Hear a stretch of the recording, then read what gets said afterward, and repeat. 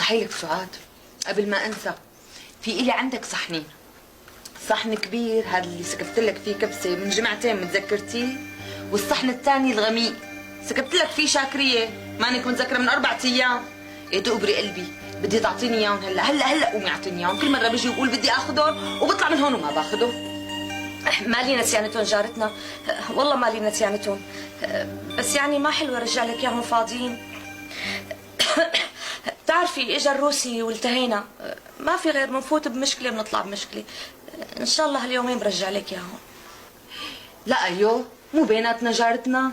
هلا عن جد مفكره انه انا عم بسكب لك مشان تسكبي لي لا سمح الله؟ عن جد مو مشان هيك، بس عن جد انا عاوزتهم. صحيح. وام توفيق كمان طلبت مني انه جيب لها صحنين، قال في الها عندكم صحنين، واحد ما لقي شو ساكبت لك فيه، شو ساكبت لك ايه، قال ساكبت لك فيه ملوخيه، والثاني ما لقي ساكبت لك فيه عيش خانو. امنتني وحلفتني الا جيب لي اياهم معي. بقى تقبريني جيبي لي صحوني وصحونه، وكمان لا تنسي صحن رز بحليب، ومعلش اعطيني اياه بدون جلي.